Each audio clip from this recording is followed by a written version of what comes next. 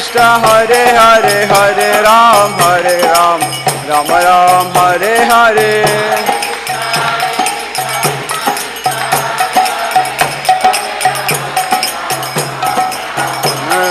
Hare Krishna, Krishna Krishna, Hare Hare, Hare Ram, Ram Ram, Hare Hare.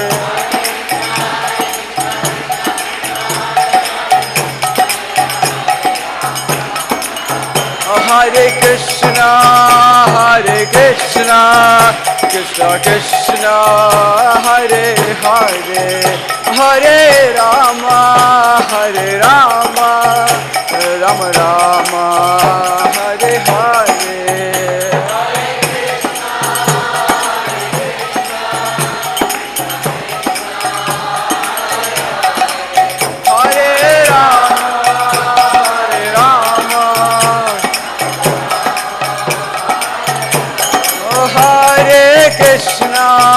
Hare Krishna, Krishna Krishna, Hare Hare, Hare Rama,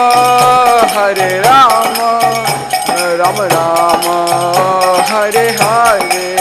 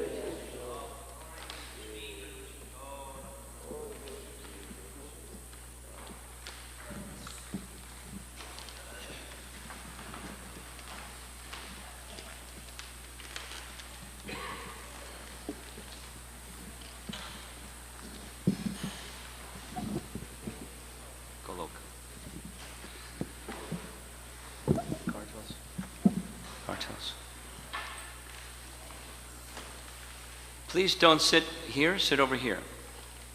Sit over here. You can see the wall. And bead bags and stuff up there, please remove that stuff.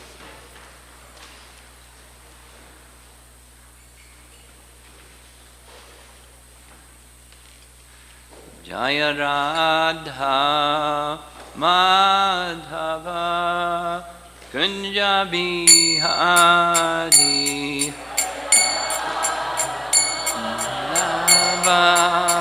Kunja Bihari Jaya Radha Madhava Kunja Bihari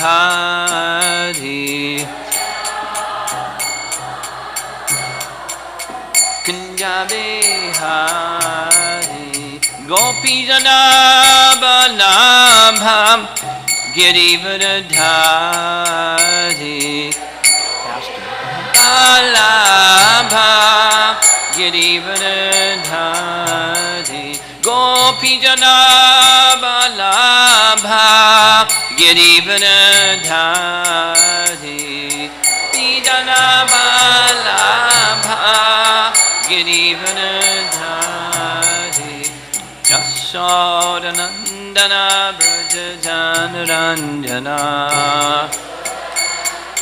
Brajajanranjana Yasodanandana Brajajanranjana Nandana Brajajanranjana Jamuna Tiravana Chadi Jamuna Tiravana Chadi Jaya Radha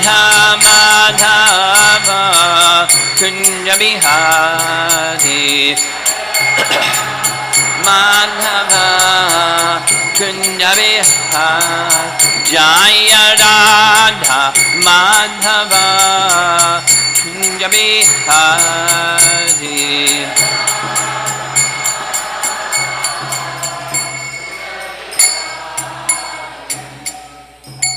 Jaya Vishnupad Paramahansa Parivajacharya Astatara Satsaki Srimad His Divine Grace Sri Bhakti Vedanta Swami Srila Prabhupada Ki Ananta Koti Vaishnavarinda Ki Sri Sri Kishore Kishori Ki Sambhira Bhaktavrinda Ki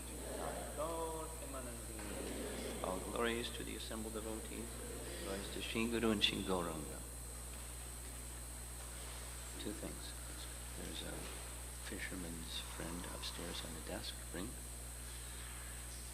And open that set of windows over there. Do that first. Sure.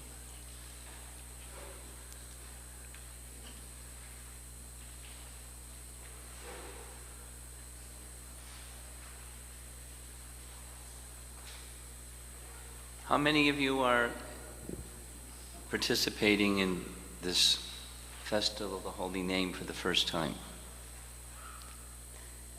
A few. Several, okay. Something that we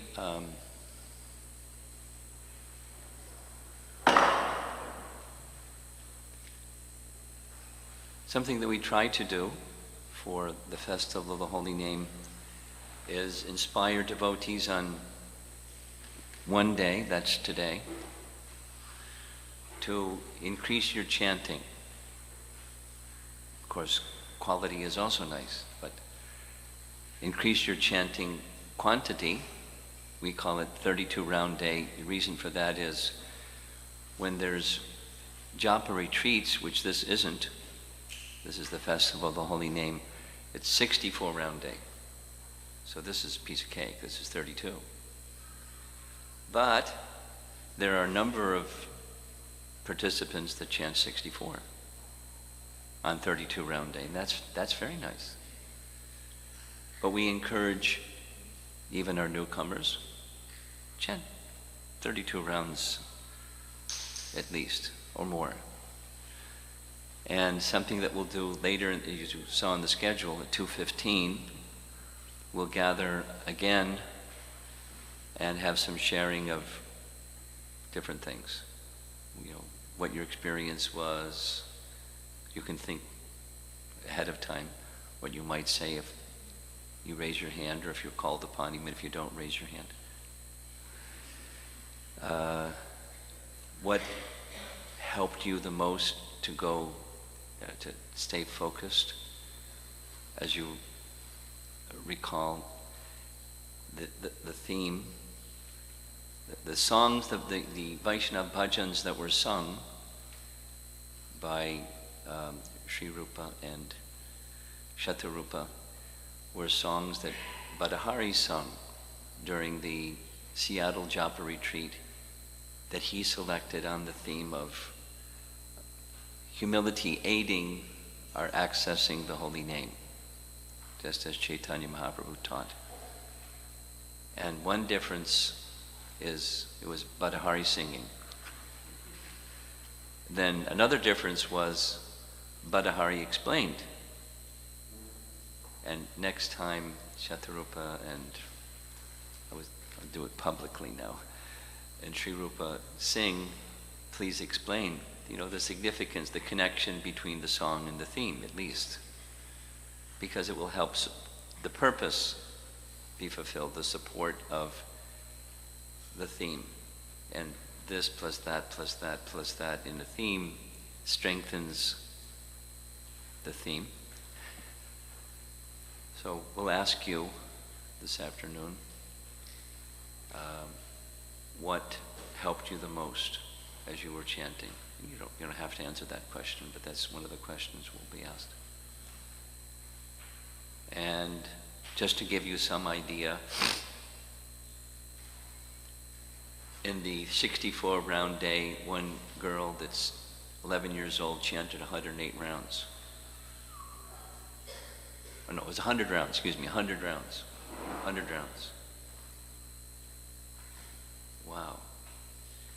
And I don't think it was fiction. I mean, some of the boys said some big numbers, and I don't know if it was fact or fiction. But this young girl, she was fixed. And without mentioning any names, some of the young people that chanted 64 are now chanting 16, because if I can chant 64, I can chant 16 every day. Yay. So the intention of today, 32 round day, is to help us quantitatively and qualitatively improve, and the whole event improve our chanting. This specifically is chanting Japa, one of the foremost of the forms. So now a couple of other little items. Mona Vrata, you saw it written on the schedule. Those of you that haven't participated, that means not just speak softly, don't speak. Mona. So Mona will begin right after class.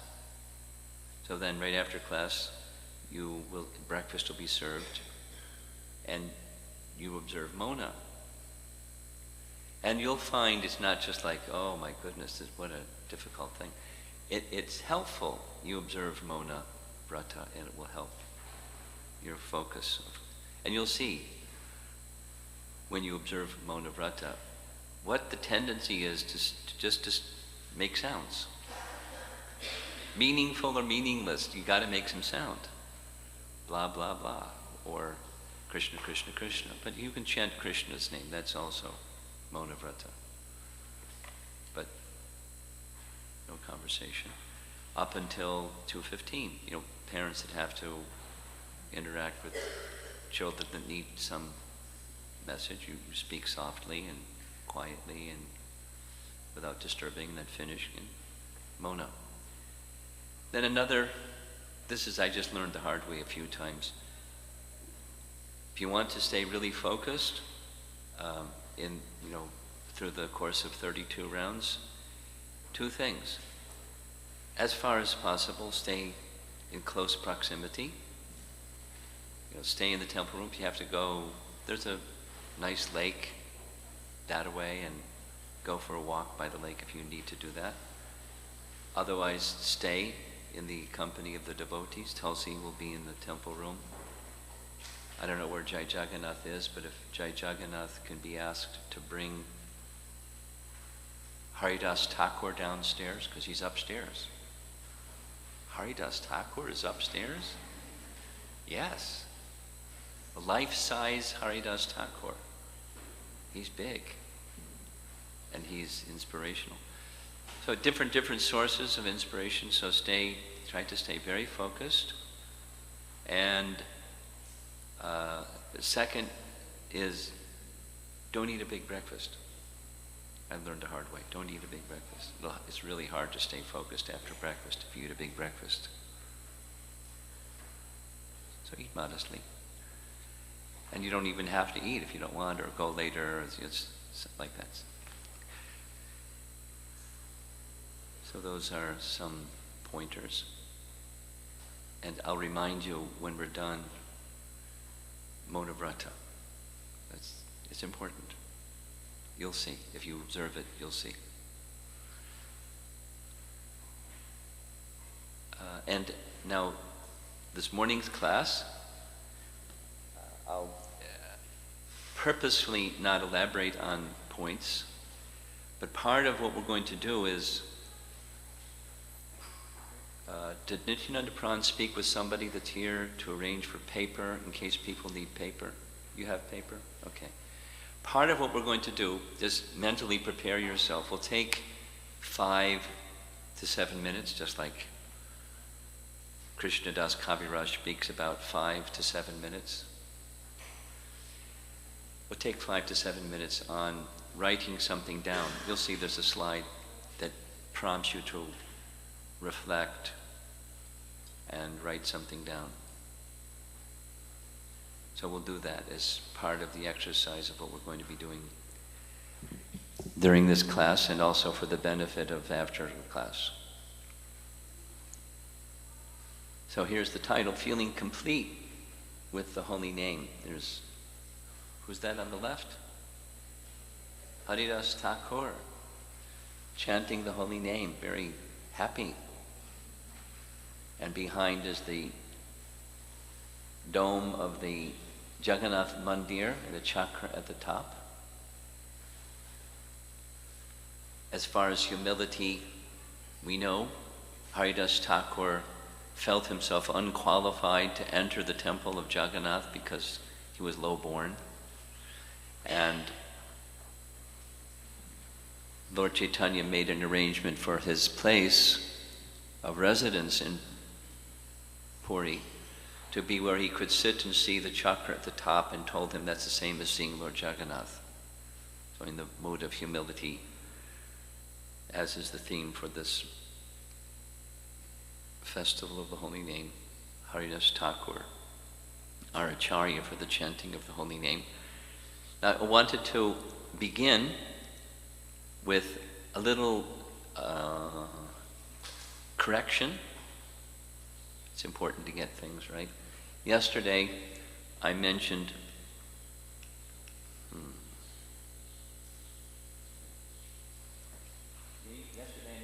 verse quoted from Skanda Purana, quoted by Jiva Goswami in his Tattva Sandarbha. And the place of reference, I said it was text 23, it's text 15. And here's the reference. I'll just read. The name of Sri Krishna is the perfect fruit of the creeper of the entire Vedic Shruti, as stated in the Prabhas Skanda, Skanda Purana. O best of the Rigu dynasty, the holy name of Krishna is the sweetest of the sweet, the most auspicious of the auspicious. It is the transcendental fruit of all the Vedas and is purely spiritual. Whoever chants it but once, whether with faith or neglectfully, is liberated. That is to say, a holy name, what does Harinam Chintamani say? That the holy name, Purnashuddho Nitya Mukto. The holy name is Nitya Mukto. So you contact the holy name and you're in the Mukto position. You may not be Nitya Mukto, because the next moment you could do nonsense. And so it's, at least when chanting is in the liberated position, it frees one, as we know from the story of Ajamila in the 6th canto Bhagavatam, it frees one from all the reactions of all sins, even Abhas Nam, chanting the shadow of the holy name. And just to another correction. The reference that I made to this yesterday was, I got a little confused, or I mixed this with that. The reference comes in texts 15, parts 1 and 2. There are statements, it's a concluding set of statements made in Tattva Sandarbha by Jiva Goswami with scriptural reference to indicate that the Puranas and the Itihasas means Mahabharata and Ramayana category, they're in that category, and the Puranas, there's 18 principal Puranas. Srimad Bhagavatam is one of them. Vishnu Purana and Padma Purana and the others. The Puranas and Itihasas are Vedic. They're as Vedic as the Shrutis are Vedic. The Shrutis say it, and the Puranas say it, and he establishes, he's proving. So he says, I've demonstrated, I've proven The Puranas and Itihasas are Vedic. And the very next, this one, the reference is, when Vyasadeva divided the Vedas and also compiled the Puranas, who did he entrust the Puranic portion of the literature to? The Smriti portion of the literature to? Romaharshan Sutta. And the next question. When Romaharshan Sutta was kusagrased by Balaram, because Romaharshan Sutta failed to stand in honor of Balaram when he was on pilgrimage, and Romaharshan Sutta was speaking from the Puranas because that's what he did. He spoke the Puranas. There's mention there that he was not actually a Brahmana, he was rather born from a pratiloma marriage, not a pure Brahmana. What does that mean? It means that his father was a Kshatriya and his mother was a Brahmana, so that's where it's a pratiloma marriage. The wife was of higher birth than the husband, so pratiloma marriage, and therefore technically Romaharshan Sutta was not a pure Brahmana. But those who are not pure Brahmanas may speak even for Vedic, strict Smarta Brahmana people, Romaharshan Sutta, under Vyasa's direction, was put in charge of the Puranas and spoke the Puranas. So as Romaharshan Sutta could speak the Puranas, Romaharshan Sutta can also chant the holy name, and the holy name, the reference, the speaker, is Lord Shiva. And he's a very, very high authority, and on his authority he's saying the name of Krishna, sweetest of the sweet, most auspicious of the auspicious, and it is the fruit of all the Vedas. That's for the smarta folks, that's the Shruti. As the holy name is accessible by anyone, right? There's not a requirement of what your birth is to chant Krishna's holy name. Lord Chaitanya teaches this. Smaratak niyamata, smarana niyamatak smarane nakala. What is it?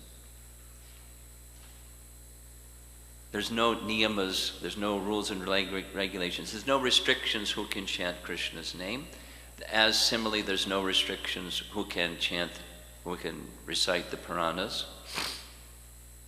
The inference in his commentary with reference to this is that as the holy name is the fruit of all the Vedas, within the holy name is all the Vedas, its ripened fruit is the holy name. Similarly, the Puranas are the ripened fruit. Because he goes on and explains, there's references that say, if someone is a scholar and they studied all the 4 Vedas, but they do not study the Puranas, then they're not considered intelligent and learned. Because the Puranas are the foundation of all the wisdom within the Vedas. Anyway, that's just correcting something that I said yesterday, not exactly correct, not proper. So it's a nice reference when we're chanting today. O best of the Bhrigu dynasty, the holy name of Krishna is the sweetest of the sweet, the most auspicious of the auspicious. It is the transcendental fruit of all the Vedas and is purely spiritual. Purnashuddho Nityamukto. Whoever chants it but once, whether with faith or neglectfully, is liberated. So don't chant neglectfully. Go beyond liberated. Enter into the realm of pure devotional service. That's an invitation. Please do so. So here's a meditation while chanting your 32 rounds today. That is, through the holy name, we can experience completeness, not only today, but every day, by connecting with Krishna through his holy name, done so more deeply than superficially.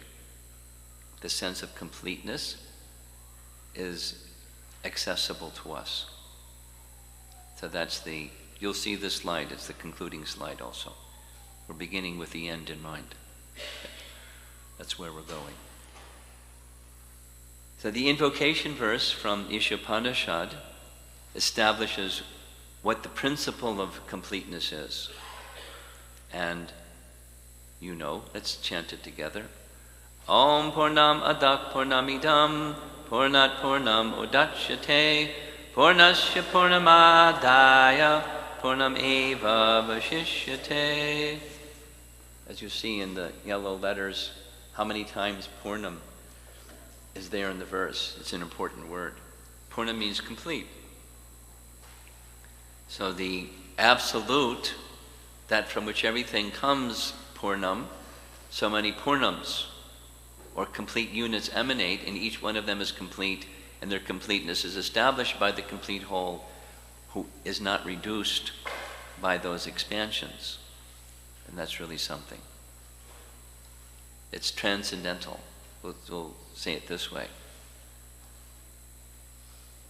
Is there something that the mind can think of? Imagine in your mind something that's so big.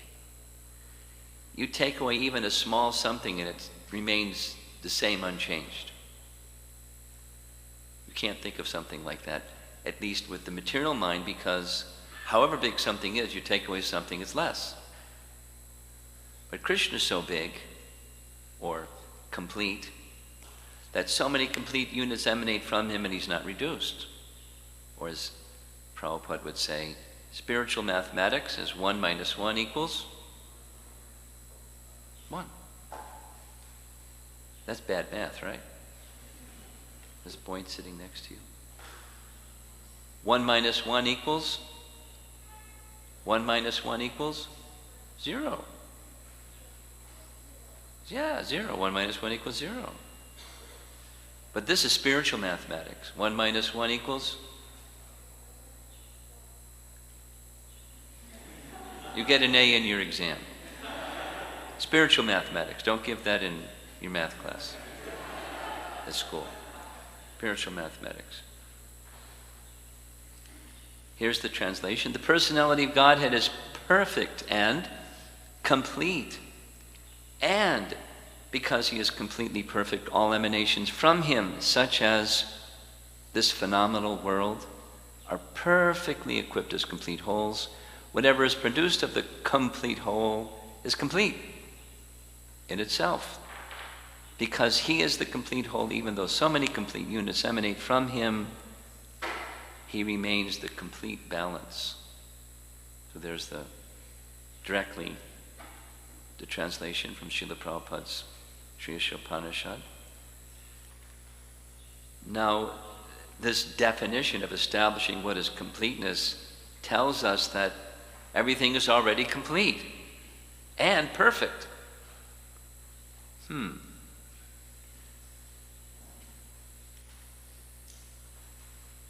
Somehow, it's not so uncommon. In fact, it's common. People feel incomplete. They're searching for the feeling of completeness. So that's the invocation verse. Now we're going to look at the first 4 verses, invocation plus the 3 mantras. In really simple form, the invocation verse establishes the principle of completeness, and then verse number 1, or mantra 1, tells us how to practice that completeness. The next is the positive results when you practice completeness. And guess what the other one is? The consequences if you don't. This is a little mini Ishopanishad class, by the way. But the focus is on completeness. So there's different parts to this completeness. There's 4 parts.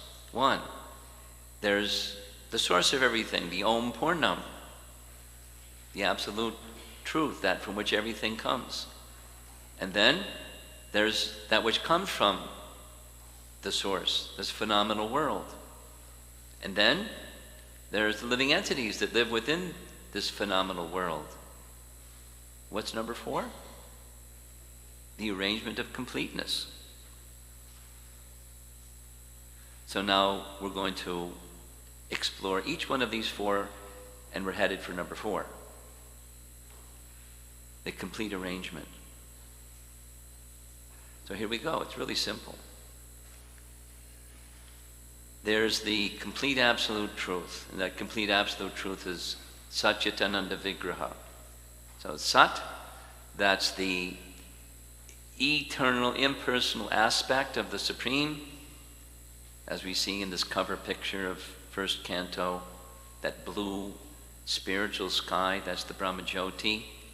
And then Chit is the knowledge aspect of the absolute truth, that which reveals the form of the Lord. And that feature is the Paramatma feature, who gives knowledge from within the heart of every living being. And then the Ananda feature, or bliss feature of the Supreme, is exhibited in his Bhagavan aspect, which includes the other 2. And then, of course, is his form. So that's the Ishvara Parama Krishna Satchit Ananda Vigraha. That's the absolute truth. So that's the first of these 4. And then there's the phenomenal world. Prabhupada has translated this idam, Om Purnam. Idam is this phenomenal world, comes from the absolute truth, among other things. So within this phenomenal world, everything is happening according to Krishna's plan. And his plan is, there's a purpose within his plan, although we may not understand his purpose. We may not even be so clear what the plan is. But it's happening under his direction. And because he's the complete whole and he has a plan, there isn't necessity for separate maintenance and sustenance. He has an arrangement for that. And it's sustained by him. We don't need to run around and plug the holes that Krishna left in the bucket. It's complete. And within that arrangement, there's different elements, and Krishna moves and mixes the elements according to necessity to make variety. And then there's the time energy. Krishna moves things by the force of time. It's his time energy. In one sense, it's him. Kalosmi, I am time. But there's also a proper way of understanding it is his energy, Kala Shakti. And according to his plan, things happen by the actions of time. And then the third, there's the living entity in this complete arrangement. And all facilities, Prabhupada states very clearly, all facilities required for maintenance, but also facilities for realizing the complete whole, at least within the human form of life that's described in these verses of Ishopanishad. And what's the function of the part? The living entity is the part of the whole. So what's the function of the part? It's likened, standard example that Prabhupada would give, what's the purpose of the hand? It's to serve the whole. And to make it graphically clear, Supposing the hand was cut off from the body and thrown in the middle of the floor. Yuck. And it, besides yuck, it doesn't have any function. But the function is put the hand connected to the body and it can do something in service to the whole. So the living entity thinking oneself separate from the whole, it's dysfunctional. And then there's the function connected to the whole. Serve the whole. Serve the Om Purnam. Serve the complete person. So that's the complete arrangement. So here's the complete arrangement part.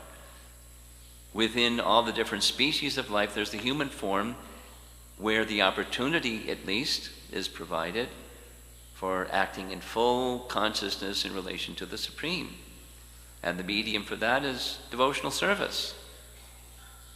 In all aspects, our senses, our mind, our intelligence, our words, our life, the soul itself dedicated to the service of the Supreme.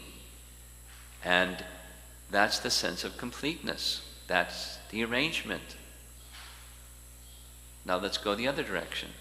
What's the consequences if one doesn't? We don't feel that sense of completeness. And so we struggle.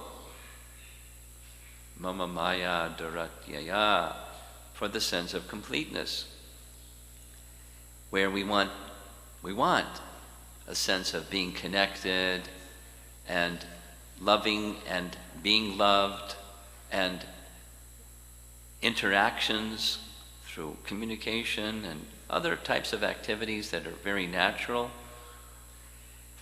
Now we have a function of the soul is its free will. We have some choice, and we can independently choose to submit ourselves to Krishna, or independently choose, see you later, Krishna. That's within our power. At least it appears. We can think ourselves independent of Krishna. Depending upon how we make our choices, our freedoms are increased or reduced. I like to think of, like, a visual example is, those of you that haven't been to India, you won't know this example. Cows on a rope. It's very common. Cows are taken out in the morning with a rope, stake on one end, the cow on the other end, and they can graze within the radius of that rope. Sometimes the rope can be shortened. Sometimes the rope can be lengthened. But there's always a rope, or usually. It's common, at least. So we also have more or less freedom. And the greater freedom with a rope is the mode of goodness. There's restriction, voluntary restriction, by accepting regulations and so forth, cleanliness and truthfulness and standards of goodness, but it allows greater freedom in terms of our relation with the absolute truth. It gives us access to knowledge of the Supreme. And the more one acts in a mode of ignorance manner, the freedom is restricted and restricted and restricted and restricted and restricted. The shorter rope. The sense of completeness is you don't even need a rope because of devotional service. There's the voluntary submission to the Supreme Lord. Ultimately, in this platform of spontaneous devotion, loving devotion. So the arrangement for completeness is there, but then there's this struggle. People struggle to understand their identity, and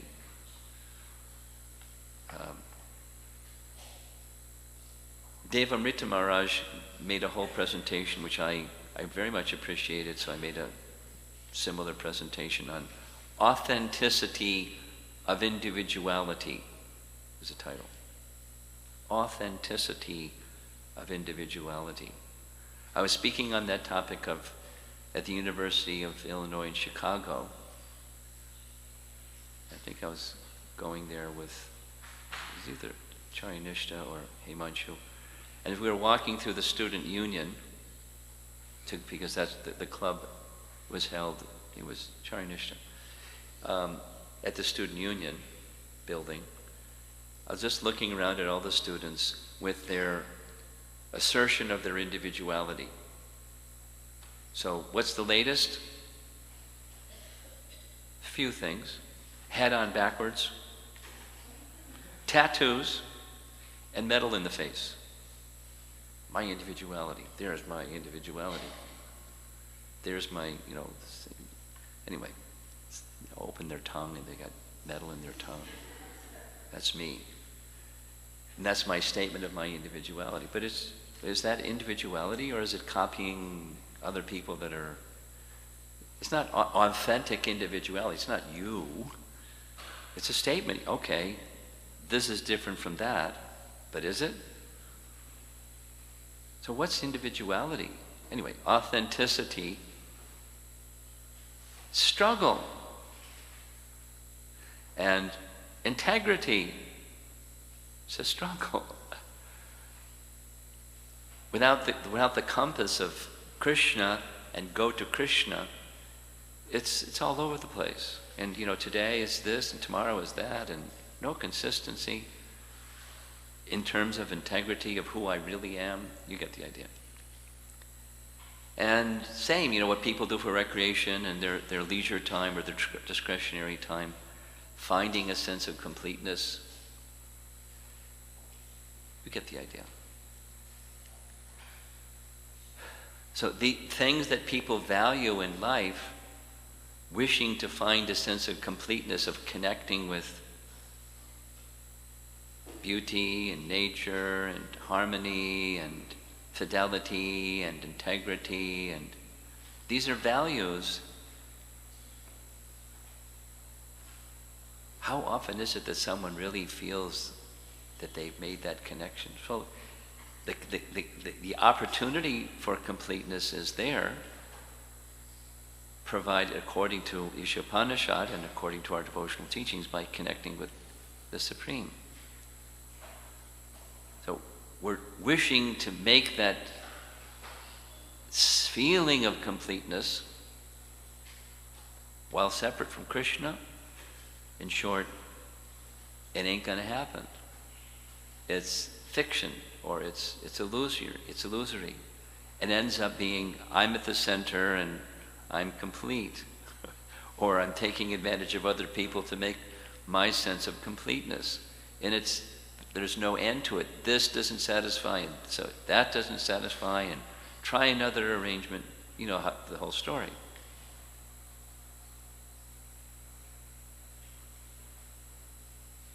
There's a sense of something's missing. Exactly what Vyasadeva felt after compiling all the Vedas, what to speak of our lives, of doing whatever we do. If we're honest with ourselves, look inside, and what's the sense? There's something missing, minimally. There's something missing. An honest person will sense that. So why? In the absence of Krishna, there's going to be that sensation. And that's the nature of Maya, the nature of forgetfulness. And then it leads to, not only in this life, continuing looking for that sense of completeness, searching, trying this, trying that, and another birth, and it can go on endlessly, literally endlessly. There's a question some people ask, isn't it that eventually all living entities will return to Krishna? The answer is no. Krishna doesn't force that. Someone may choose to stay forever separate from him, and Krishna acknowledges. He's reminding them and encouraging them and providing so many facilities to return, but he doesn't force. There's no guarantee. I learned this from followers of the Mormon faith, the fastest growing group within Christianity in the world today. They have a view, all living entities eventually achieve spiritual perfection. Well, that's not what Bhagavad Gita teaches. And the striving for completeness is made very simple. but we continue striving and striving. Here's Srila Prabhupada's statement from a lecture on Ishopanishad given in London. We make efforts to utilize the resources of nature to create a so-called complete life of sense enjoyment. Illusory representation of completeness cannot fully satisfy us. So it's within the invocation. And this other statement, really so nice, concise. All forms of incompleteness are experienced due to incomplete knowledge of the complete whole. Here's the lecture from London. So, this is the technique of Krishna consciousness, that if you learn how to love Krishna, then you will love everything. Otherwise, your love will be localized and you'll be frustrated. It is most scientific. And our process is very simple. Chant Hare Krishna. That's all. Krishna and Krishna's name, not different. So, chanting Hare Krishna means you are associating with Krishna. That means you are directly in touch with the root of everything. So, by advancing in love for Krishna, you can love your society, your country, your community, your family, your husband, your wife, your children, your friend, everything. Complete. Purnam. Purnam adat, Purnam idam, Purnat, Purnam udachyate, Purnasya Purnam adaya. And that love will never be ended. Purna. Love of Krishna is so complete that you go on distributing this love. It will never be expended. It will remain the same. So encouraging. So practical. So simple. And for complicated people, it's too simple. Got to be complicated. Too simple. Okay, so now this is our writing exercise time. There's 4 questions. They're sequential. And I encourage you, this is not for sharing, it's just for your own internal processing. It may help you in chanting the rest of your rounds, 32, 64, 100 rounds today, however many you chant. How do you feel most incomplete? I'll leave these on the screen. What are the imperfections that you most sorely feel about yourself? How do you try to fulfill these imperfections or needs in a material way to feel complete? And when you do that, what problems does that create? By solving one problem, you create another problem? So here they are again. We're going to take 5 to 7 minutes. And if you need paper, the papers are being passed around. If you have a little device, everyone these days have a little device. You can make your notes in your little device, or paper will be passed around. And even we have pens. Look at this. So I'll stop speaking so you can read what it says and then reflect and write.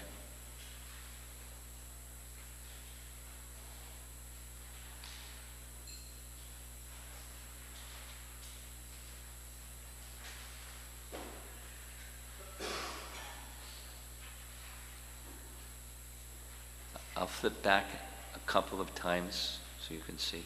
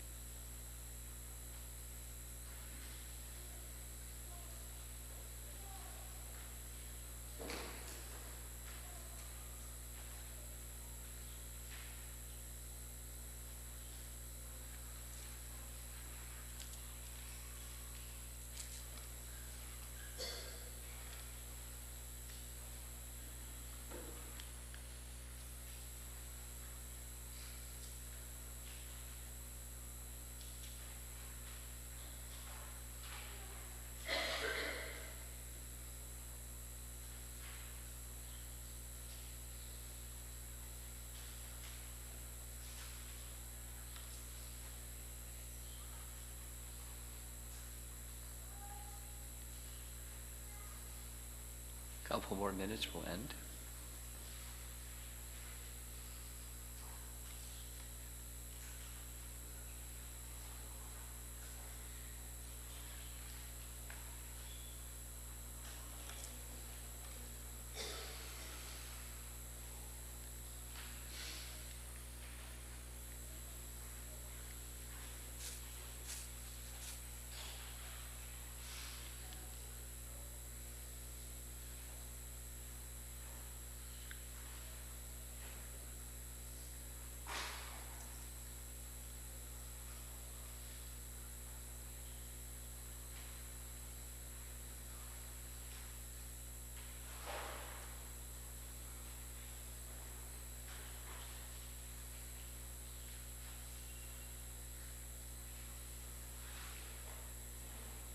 Try to finish up.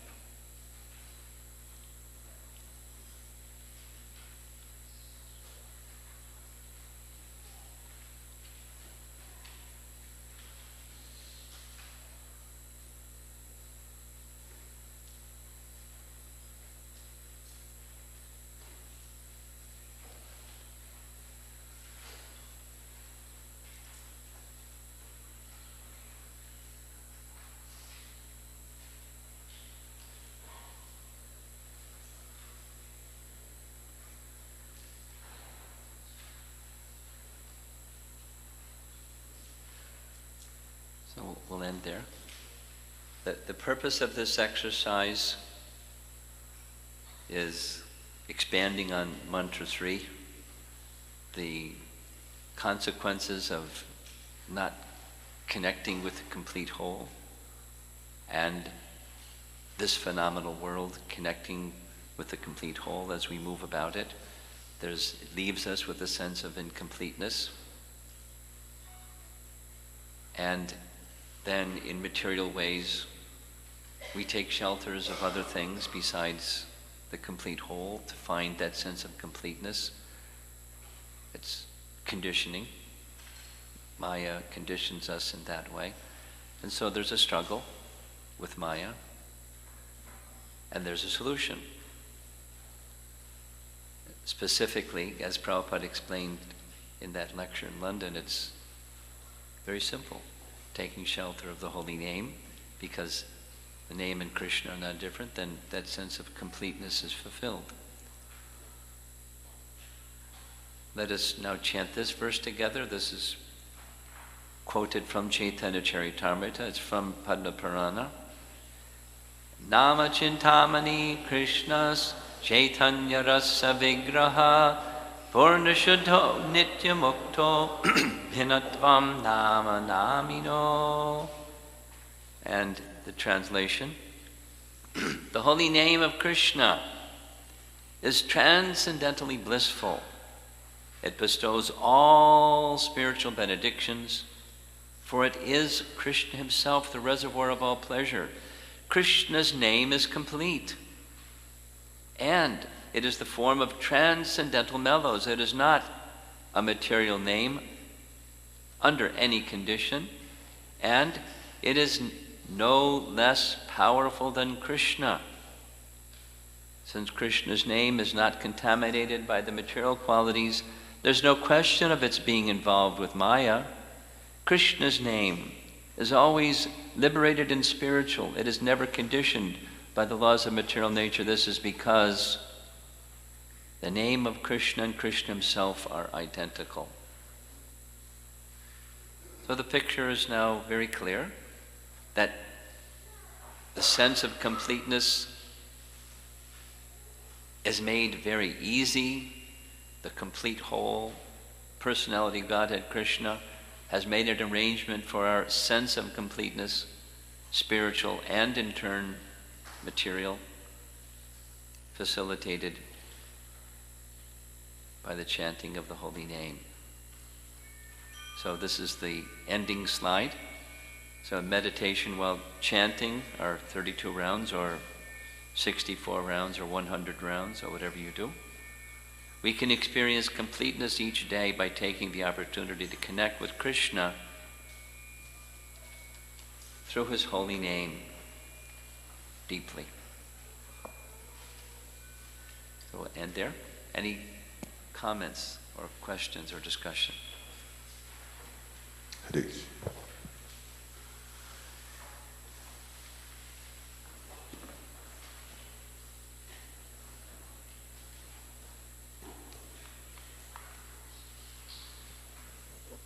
Hare Krishna.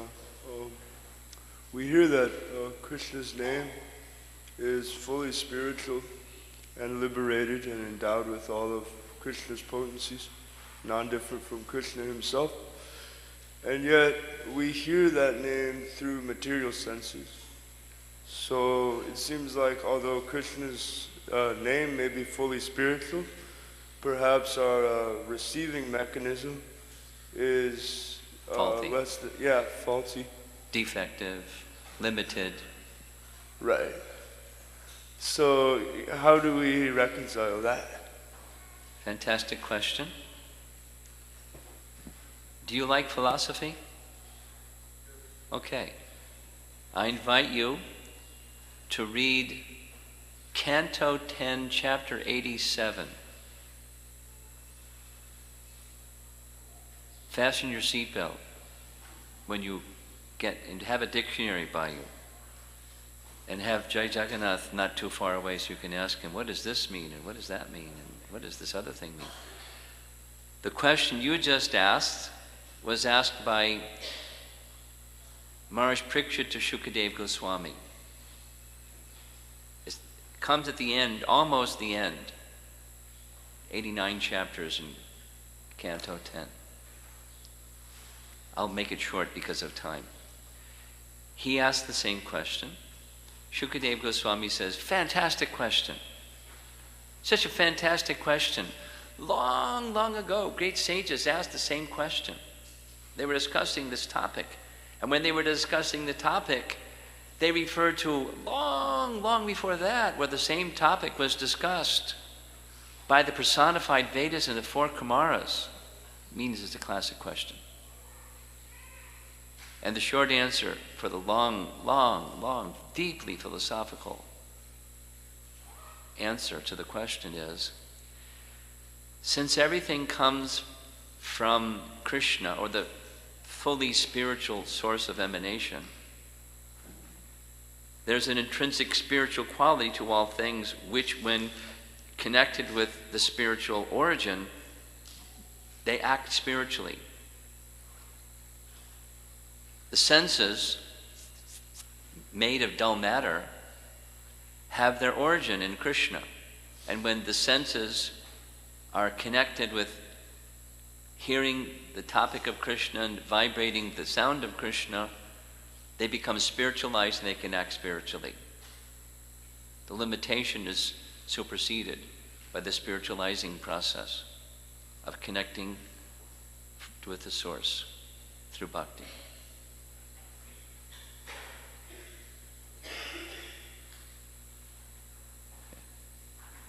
Something else?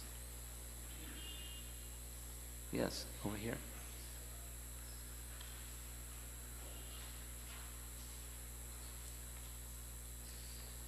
Himanshu.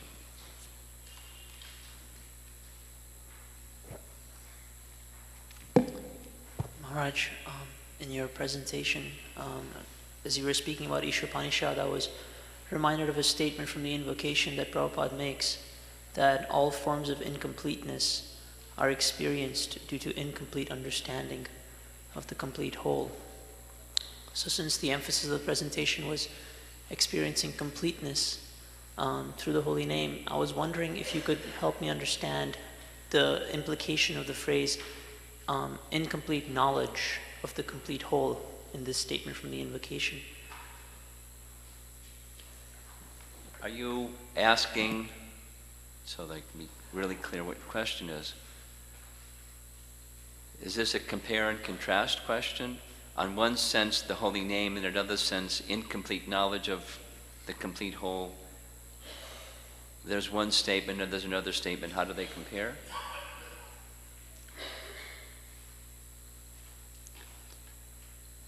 Well, Prabhupada expressed in the invocation what you repeated and what we saw on the slide, Prabhupada expressed in this lecture in London, what we read, the transcription of what he said.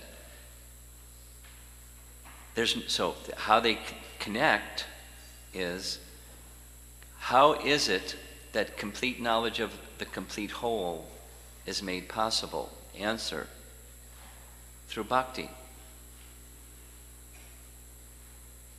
Bhaktyamam abhijanati yavanyaschasmi tattvataha.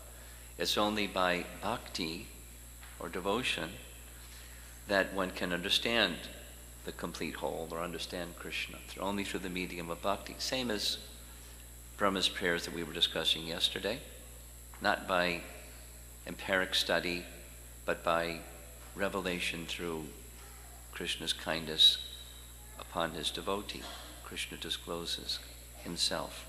One can know him through devotion.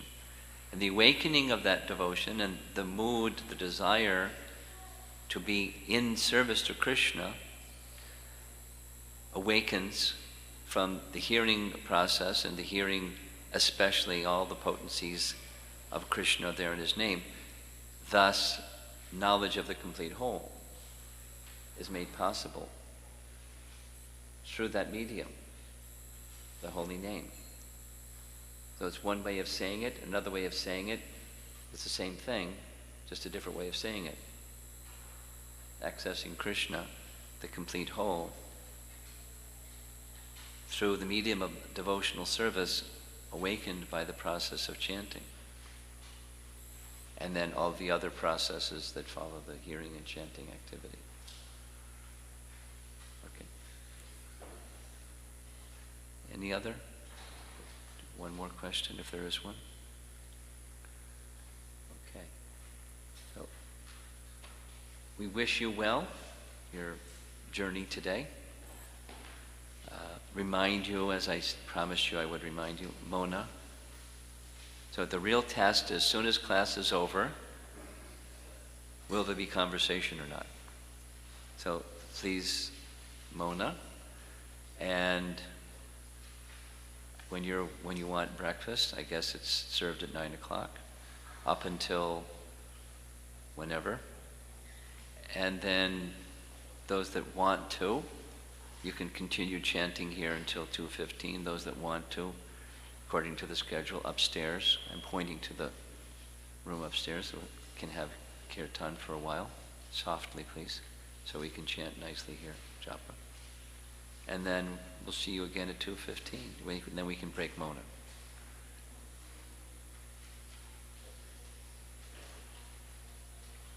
Jai Jagannath, can Haridas Thakur up here? He's in the